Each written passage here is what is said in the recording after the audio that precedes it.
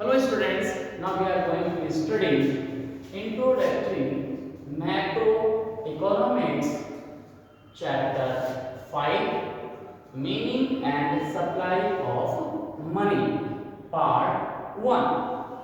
Now in this part we are going to discussing about the different topics which are mentioned here. Okay, meaning of money and definition of money, classification of money, and then after the different ways of the money.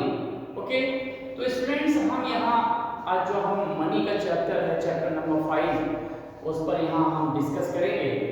यहाँ जो money है उसके बारे में हम यहाँ आपको explain करेंगे और जो उसके डिफरेंट टाइप्स हैं क्लासिफिकेशन है वो भी हम यहाँ आज बताएंगे। तो यहाँ हम सबसे पहले आते हैं मीनिंग ऑफ द मनी।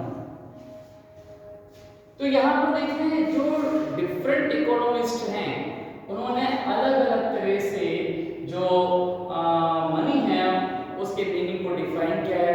कुछ लोग मनी को ब्रेड एंड बटर कहते हैं, कुछ वेल्थ कहते हैं और कुछ जो है वो अलग अलग तरह से डिफाइन करते हैं। एक कहते हैं कि मनी वो है जो मनी का काम करती है, या ये जो है लाइफ के लिए एक जरूरी एलिमेंट है। तो ये सब कुछ जो है मनी के जो मीनिंग में है वो आपको कहा गया है। तो नेचुरली है कि हमारे पास जो मनी है, सबसे पहले तो हम थोड़ा सा यहाँ पर उसका ब्रीफ इंट्रो दे दें कि ये मनी जो है एवल्यूएट कैसे हुई है, कैसे वो आपके पास आई है। फिर हम उसके बाद यहाँ पर उसके डेफिनेशन पर आएंगे और फिर एक जो जनरल डेफिनेशंस के बेस पे हम उसे आपको समझा देंगे। तो यहाँ हम बात करते हैं कि जो मनी का जो एवोल्यूशन है वो मनी किस तरह से आपके पास आई है। तो ये कोई एक सर्टेन टाइम या सर्टेन कोई डेट फिक्स नहीं है कि ये मनी जो है एग्जिस्टेंस में कब से आई, लेकिन इतना ही जरूर कह सकते हैं कि मनी जो हमारे पास आई है वो एक प्रोटेक्शन के बेस पर यहाँ आई है। प्रोटेक्शन का मेन आप ये समझ लीजिए कि एंशिएंट टाइम में जब क्या था कि आपके पास राजा या महाराजा की बात हो सकती थी, ड्यूक जिसे नवाब कह सकते हैं, किलेदार कह सकते हैं। तो ये लोग क्या करते थे, ये अपने राज्य में रहते थे। तो वहाँ पर जो उनकी शासन व्यवस्था थी वो ठीक थी, जैसे भी थी वहाँ पर, लेकिन वहाँ पर क्या होता था कि कुछ अनवांटेड जो एलिमेंट्स है वो भी वहाँ पर डेवलप हुआ करते थे। जैसे कि आप रोबर्स कह सकते हैं, जो लुटेरे हैं, जो क्या करते थे, लूट मार करते थे और मौका पाते ही वो किसी भी राज्य पर आक्रमण कर देते। तो उस समय जो था एंशिएंट टाइम हम देखें छोटे छोटे से आपके पास कबीले टाइप जैसे आपके पास ग्रुप जो आपके पास होते थे, उन्हीं के जो किंग्स है या जो ड्यूक है वो वहाँ पर हुआ करते थे। तो मोस्टली क्या होते थे कि जो रॉबर्स थे उनके जो गोल्ड है या उनका जो मतलब कीमती जो प्रेशियस जो भी आपके पास सामान था वो उसको लूट कर ले जाते थे। तो एक ही बार में जो वहाँ के राजा थे वो गोल्ड को नहीं बचा पाते थे और वो जो है वो ले जाते। तो इस बेस में जो था कि वहाँ पर जो हम कह सकते हैं इस टाइम में ये एक सॉल्यूशन निकाला गया कि किस तरह से हम अपने इस गोल्ड को बचाएं। तो उसे बचाने के लिए उस समय जैसे भी आपके पास एक कॉन्फ्रेंस हुआ, उसमें डिसाइड हुआ कि जो हम ये गोल्ड है ना उसको एक काम करते हैं कि जहाँ एक जगह हम रखते हैं उसे अलग अलग जगह पर रखें, उसके पार्ट्स में उसको रखें। तो पार्ट्स में रखने का मतलब यही था, पर्पस यही था कि अगर गोल्ड अगर एक जगह से टूट जाता है या रॉबरी उसके अंदर हो जाती है तो वो दूसरी जगह का सेफ हो जाए। तो इस तरह से हम ये कह सकते हैं कि वहाँ पर यही जो एक मतलब थिंकिंग थी, ये विचार था, उसने वो काम किया और फिर वो जो आपके पास जो गोल्ड जो एक जगह वो रखते थे उसको उन्होंने अलग अलग हिस्सों में करके उसे रखना शुरू कर दिया। और फिर क्या हुआ कि आपके पास उसका बेनिफिट ये हुआ कि अगर रॉबर्स आते भी थे, लुटेरे आते भी थे, मौका मिल के जहाँ पर भी उन्हें मौका मिलता था अगर वो लूट कर ले भी जाते थे तो वो सारा गोल्ड नहीं जाता था, कुछ बच जाता था। इसी चीज को ध्यान में रखते हुए फर्दर जो है वो जो गोल्ड है उसके पार्टीशन कर दिए गए और पार्टीशन कर दिए गए कि इसे जो है हम और प्रोटेक्ट कर सकते हैं। तो धीरे धीरे इसी तरह से हम ये कह सकते हैं कि उस गोल्ड को कि ये गोल्ड जो है उसे किसी किंगडम का है, किसी राज्य का है, किस स्टेट का है, उसको आइडेंटिफाई करने के लिए क्या किया गया कि जो उसके पास वहाँ के राजा या महाराजा जो भी रहते हुए उन्होंने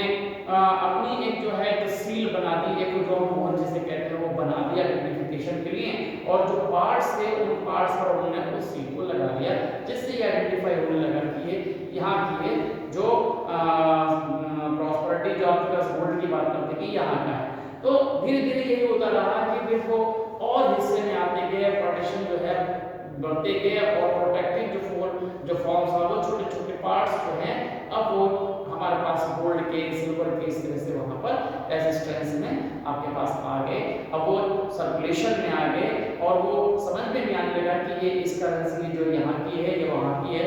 लेकिन ये जो हमारे पास जो भी हम ये कह सकते हैं करेंसी का कोई सर्टेन टाइम नहीं है कि कहाँ से कैसे आया, लेकिन ये हम कह सकते हैं कि जो मनी का जो आपका सर्कुलेशन है वो इसी प्रोटेक्टिव फॉर्म से हुआ।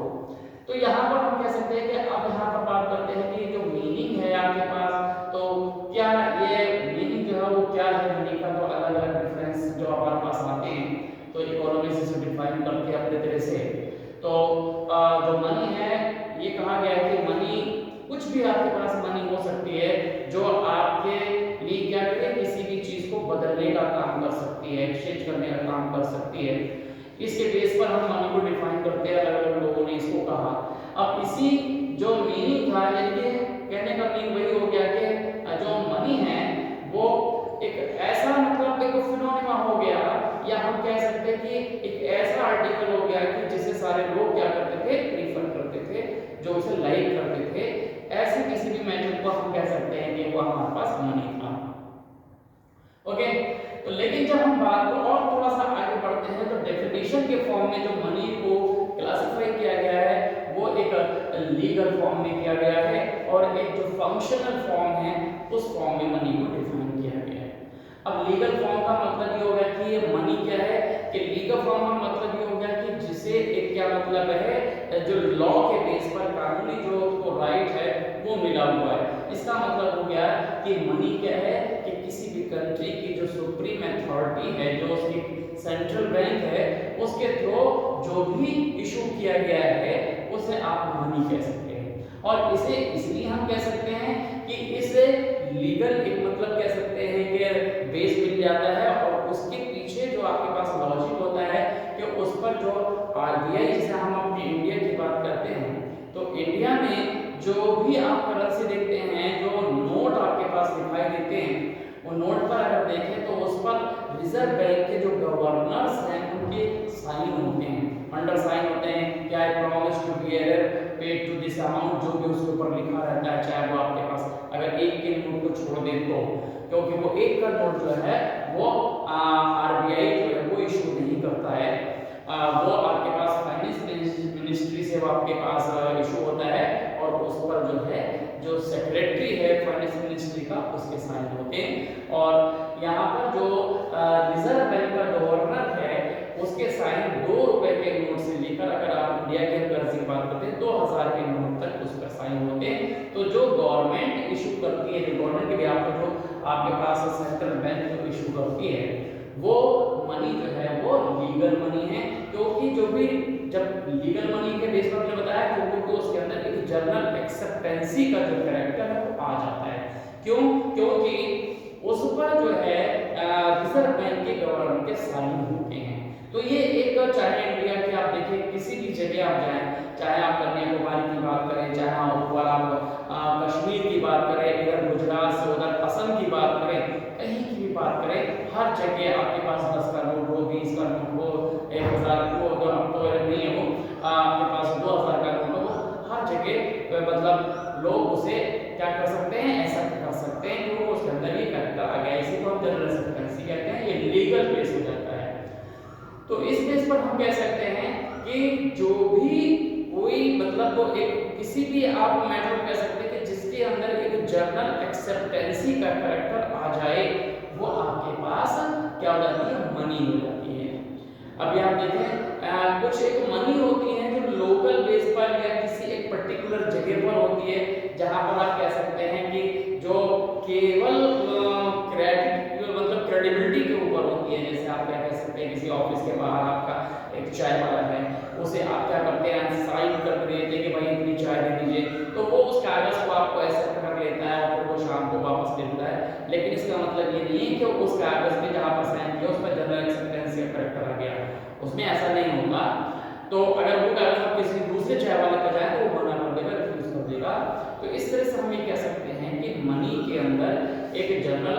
एक्सेप्टेंसी का कैरेक्टर होता है, और ये कैरेक्टर जो देश की जो सुप्रीम आपके पास कंट्रोलर पावर है, जो पूरी बैंकिंग सिस्टम को कंट्रोल करता है, उसके गवर्नर के अंडर साइन जो मनी इशू की जाती है वो आपके पास क्या होती है, एक मनी कहलाती है। तो लीगल जो आपके पास डेफिनेशन है उसमें ये आ जाती है, जो देश इशू करता है जो हमारे पास उस मनी को आप कह सकते हैं कि वो लीगल मनी है। ओके, अब दूसरा जो हमारे पास आता है फंक्शनल मनी। अब फंक्शनल मनी का मतलब हम ये कह सकते हैं कि ये वो मनी है जो हम उसके फंक्शन के हिसाब से डिफाइन करते हैं। जैसे कि क्या है, ये है मीडियम ऑफ एक्सचेंज, यानी हम कह सकते हैं कि anything which we use as a exchange, तो जिसे हम एक्सचेंज के फॉर्म में अगर एक्सेप्ट करते हैं तो वो आपके पास मनी है। तो ये मीडियम ऑफ क्या हो जाएगा, एक्सचेंज हो जाएगा। या हम ये कह सकते हैं कि वो जो आपकी वैल्यू को स्टोर करा देती है वो भी आपके पास मनी कहलाती है, कि जिसके अंदर स्टोर करने का कैरेक्टर्स होता है, जिसे आप सेविंग कर सकते हैं, वो आपके पास मनी, ये भी फंक्शंस में आ जाती है।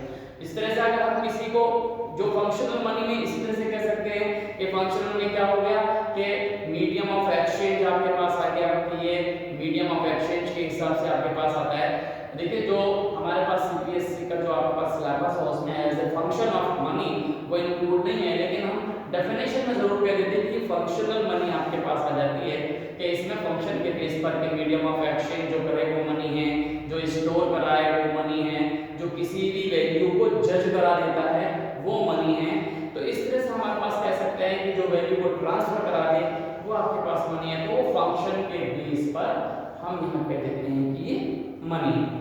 तो इस तरह से आपके पास जो डेफिनेशन है वो लीगल बेस पर आपके पास, फंक्शन के बेस पर आपने देखा कि हमने इसको डिफाइन किया हुआ है। ओके, तो ये आपके पास मीनिंग आपके पास हो गया, और एक क्या कहता है डेफिनेशन ऑफ मनी आपके पास ये आ गया। ऐसे ही फिर हम आगे इसको देखते हैं कि यहाँ पर कहा गया है क्लासिफिकेशन ऑफ मनी। तो क्लासिफिकेशन ऑफ मनी हमारे पास क्या है, तो यहाँ देखें हमने क्लासिफिकेशन में यहाँ दो तरह से मनी को जो है डिफाइन किया हुआ है। एक हमारे पास क्या है, फुल बॉडीड मनी है, और दूसरा हमारे पास क्रेडिट मनी है। तो अब जब हम फुल बॉडीड मनी की बात करते हैं तो इसे हम पहले समझेंगे कि ये फुल बॉडीड मनी क्या है। देखिए अगर ऐसे टाइम में हम देखें तो हमारे यहाँ क्या चलते थे, आपके पास जो कॉइन्स होते थे, जो गोल्ड या सिल्वर के होते थे वो चलते थे।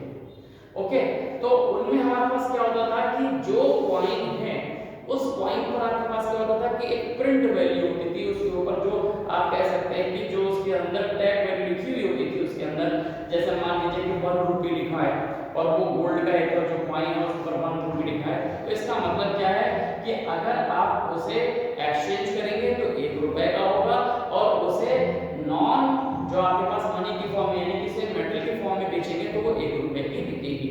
या किसी भी कॉइन के ऊपर 100 रुपये लिखे तो इसका मतलब है कि जो वो गोल्ड है वो 100 रुपये का उसके अंदर लगा हुआ है।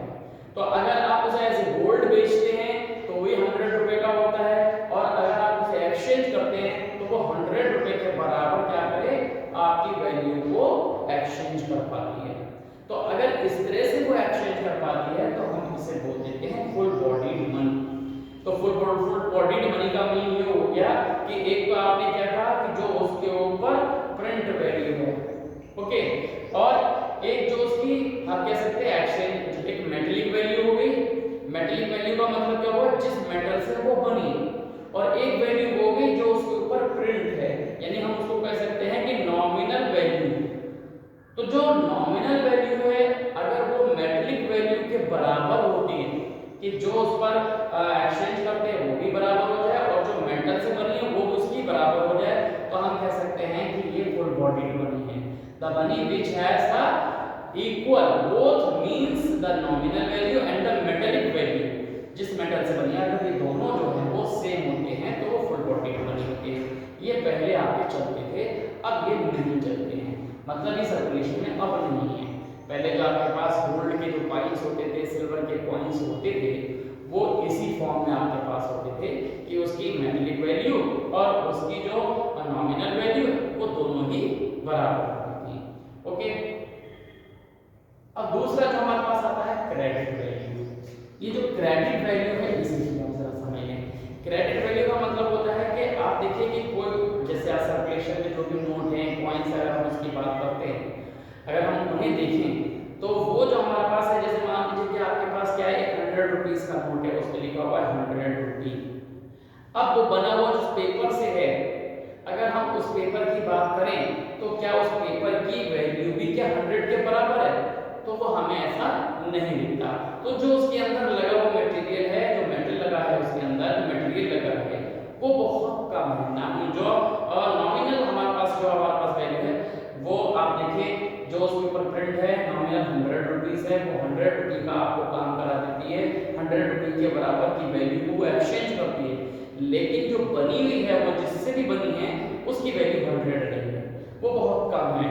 तो यहाँ हम कहते हैं कि जब किसी भी करेंसी पर इस तरह के कैरेक्टर्स को दिखाई दिया जाए ऐसा कैरेक्टर, तो वो क्रेडिट मनी होती है। तो यहाँ आप एट प्रेजेंट में आप जितने भी कॉइन्स देखते हैं, जितने भी वो कॉइन्स जो एलॉय हमारे पास बना हुआ है, जो वो मेटल बनी हुई है, चाहे वो आपके पास 1 रुपये का नोट हो, जो कॉइन हो, 5 रुपये का कॉइन हो, अगर आप देखते हैं 10 रुपीस का कॉइन हो, तो ये कॉइन जिस मेटल से बने हैं, इस मेटल की वैल्यू जो है वो 10 रुपये के बराबर नहीं है। अगर आप उस कॉइन को एज ए मेटल बेचो तो वो 10 रुपये का नहीं बिकेगा, लेकिन आप उस जो लिखा हुआ 10 रुपये उसके बराबर आप एक्सचेंज कर लेते हैं, तो जो प्रिंट वैल्यू है वो ज्यादा है, यानी कि नॉमिनल वैल्यू ज्यादा आती है। क्रेडिट वैल्यू क्या हो गई, इसी को बोलते हैं क्रेडिट वैल्यू ज्यादा हो जाती है।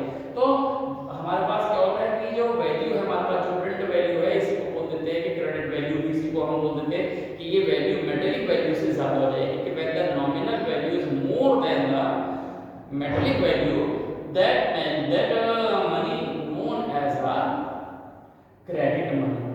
ओके, तो चाहे आपके पास, अगर एग्जांपल है, जो आपके पास का 2000 रुपए का नोट है, 2000 रुपए के नोट पर अगर आप देखें जो उसके अंदर मटेरियल जो लगा है उसमें 2000 के बराबर नहीं, लेकिन उसके ऊपर क्यों, क्योंकि उसे किसने अंडर साइन ऑफ जो गवर्नर है ऑफ आरबीआई का उसने इशू किया है, तो उसे एक लीगल बेस मिल गया है।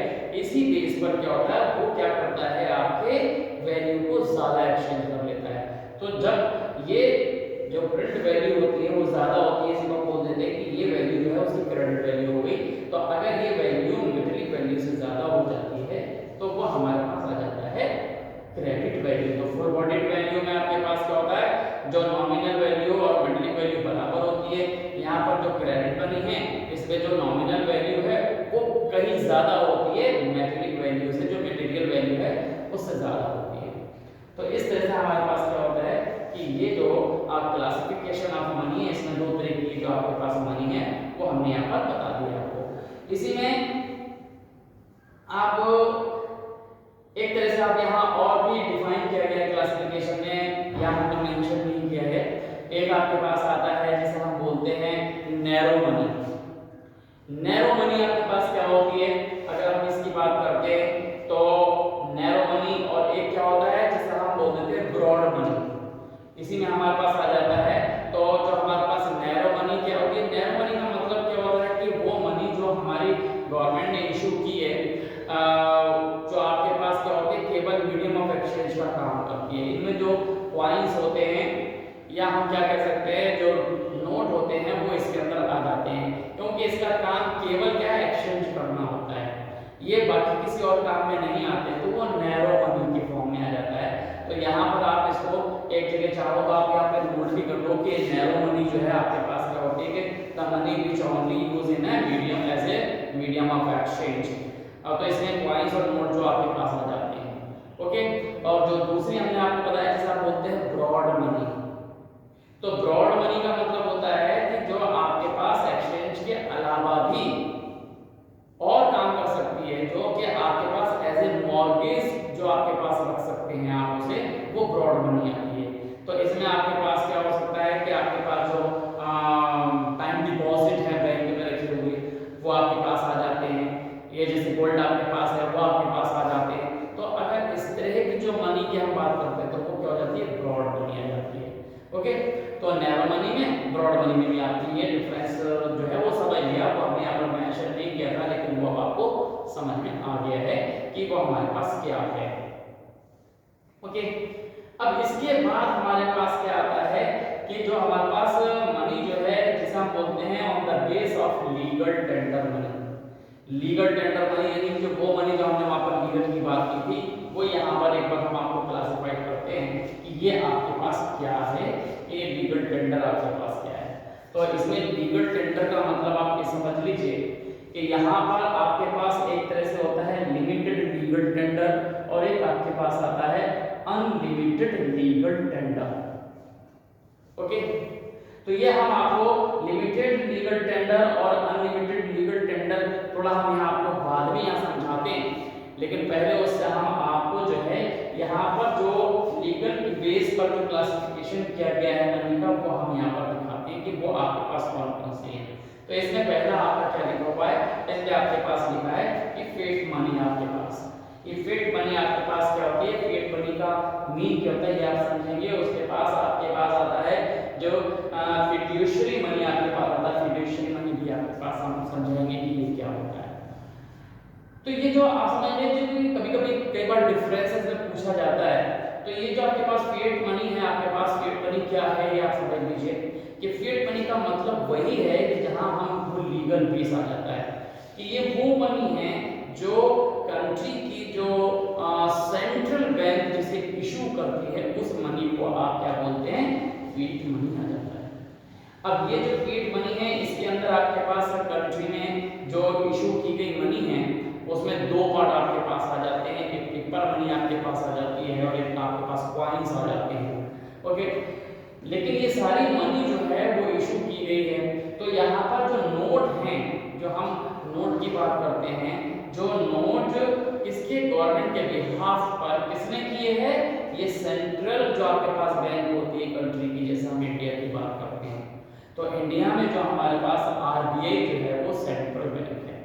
तो सेंट्रल बैंक के जो गवर्नर हैं उनके अंडर साइन जो मनी है वो इशू होती है। इसमें 2 रुपए से लेके 2000 रुपए तक का नोट आपके पास आता है। तो उसमें आपके पास आरबीआई का जो गवर्नर है उसके अंदर आपके पास उसके साइन होते हैं और उस साइन के बेस पर ये जो फिएट मनी है वो इशू की जाती है। और इसी की वजह से हमने आपको बताया था कि उसमें एक जनरल एक्सेप्टेंसी का जो कैरेक्टर आता है वो आपके पास आ जाता है। तो ये आपके पास क्या हो जाता है, इसको आप फिएट मनी बोल देते हैं, इशूड बाय द आरबीआई। और दूसरा जो कॉइन्स होते हैं जो आपके पास किससे होते हैं, जो फाइनेंस मिनिस्ट्री से इशू होते हैं। तो कॉइन्स हुए आपके पास, ऐसे 1 रुपए का नोट है वो आपके पास इशू होता है। तो ये हमारे पास इस तरह से हम क्या कह सकते हैं कि ये आपका इशू होगा। तो ये हमारे पास क्या होगा, आरबीआई के जो गवर्नर है वो अंडर साइन को इशू करते हैं, तो वो आपके पास फिएट मनी कहलाती है। सारी जो आपके पास पेपर करेंसी है वो फिएट मनी कहलाती है और ये आपके पास कहलाती है जो आपके पास जो कॉइन्स है वो भी आपके पास गवर्नमेंट के यहाँ पर इशू होती है। अब दूसरा आपके पास आ जाता है जिसे आप बोलते हैं कि आपको समझ में आ गया, ये आपके पास आता है जिसे फिड्यूशियरी मनी आप बोलते हैं। फिड्यूशियरी मनी आपके पास क्या होती है, देखिए फिड्यूशियरी मनी का मीन ये है, ये तो देखिए फिएट मनी किसने इशू की, सेंट्रल जो आपके पास बैंक है उसने इशू की कंट्री की जो भी सेंट्रल बैंक है। लेकिन इसे जो हमारे पास जो फिड्यूशियरी मनी है, फिड्यूशियरी मनी को हम कह सकते हैं कि इंडिविजुअल्स जो है वो इशू करते हैं, लेकिन हर इंडिविजुअल इशू नहीं कर सकता। कौन कर सकता है, इसे वो इशू कर सकता है कि जिसका सेविंग अकाउंट या जो करंट अकाउंट किसमें, कमर्शियल बैंक में। कैसे होता है, तो देखिए कि कोई भी पर्सन क्या करता है, अपना सेविंग अकाउंट किसी ने अपना कमर्शियल बैंक में इशू कराया, मतलब ओपन कराया, तो वहां पर उसका सेविंग अकाउंट है। तो सेविंग अकाउंट के अगेंस्ट उसे क्या मिलती है, एक चेक बुक मिलती है। तो चेक बुक मिलने का मतलब हुआ कि वो पर्सन क्या करता है, अपने उस सेविंग अकाउंट के अगेंस्ट में वो क्या करता है, चेक इशू करता है। एक चेक बुक होती है, उसके ऊपर वो अमाउंट भरता है, मान लीजिए उसने लिख दिया 10,000 और फिर नीचे वो जो अकाउंट होल्डर है जिसके लिए उसके नीचे साइन किए जाते हैं। तो साइन उसके होते हैं और वो जो साइन करके किसी पर्सन को देता है, तो चाहे वो आपके पास क्या है, क्रॉस चेक दे या क्लियर चेक दे दे, वो क्या होगा, वो पर्सन उसे अगर एक्सेप्ट करके उसे ले लेता है तो हम ये कह सकते हैं कि ये उसने मनी क्या किया, इशू कर दी। तो 10,000 रुपए उसने इशू कर दिए एज ए चेक। तो जितनी भी चेकेबल मनी आपके पास होती है वो हमारे पास किसमें आती है, फिड्यूशियरी मनी में आपके पास आता है। तो फिड्यूशियरी मनी जो है आपके पास क्या होगी, चेकेबल आपके पास अमाउंट होता है जो गारंटियां आपके पास जो सेविंग अकाउंट के अगेंस्ट आपके पास इशू किया जाता है।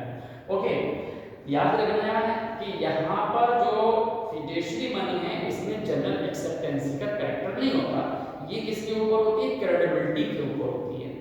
कभी कभी क्या होता है ना कि पर्सन जो है वो जो भी मनी उसने इशू किया हो सकता है कि उसका अमाउंट में ना हो, तो वह अकाउंट में ना हो अमाउंट उसके, तो उसमें क्या हो जाता है कि वो ड्राफ्ट होता है वो फिर क्या होता है कैंसिल हो जाता है। तो इस वजह से क्या होता है सारे लोग जो हैं उसे लेने से बचते हैं, लेकिन क्या करते हैं जो कॉइन नोट के फॉर्म में जो होता है उसे जो है हर व्यक्ति एक्सेप्ट कर लेता है। ओके, तो इस तरह से हमारे पास क्या होता है कि ये होता है जो फिड्यूशियरी मनी है ये क्रेडिट के ऊपर डिपेंड करती है, क्रेडिबिलिटी के ऊपर डिपेंड करती है कि अगर पर्सन की क्रेडिबिलिटी मार्केट में अच्छी है तो वो क्या करेगा, उसको एक्सेप्ट कर लेता है, नहीं तो वो इसे रिफ्यूज कर सकता है।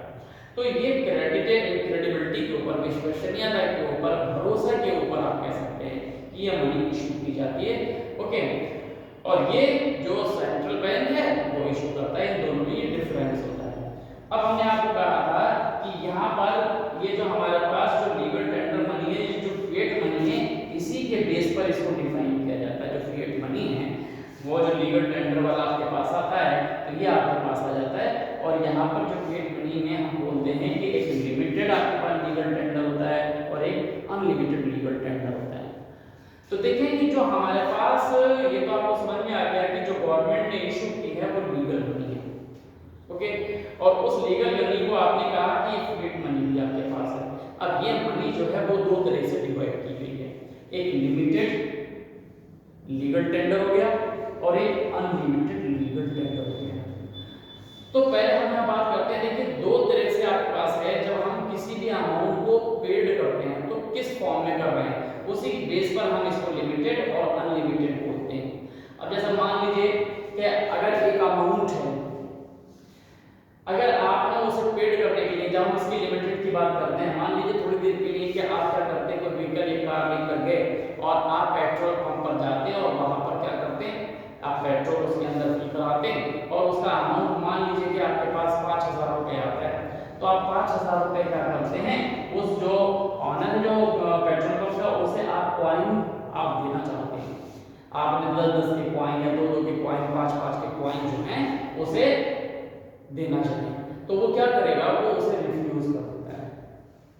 रिफ्यूज क्यों कर देता है कि वो जो कॉइन्स है वो क्वांटिटी बहुत ज्यादा हो जाती है, वेट पे ज्यादा हो जाते हैं, इसलिए वो उसे लेने से मना कर देता है।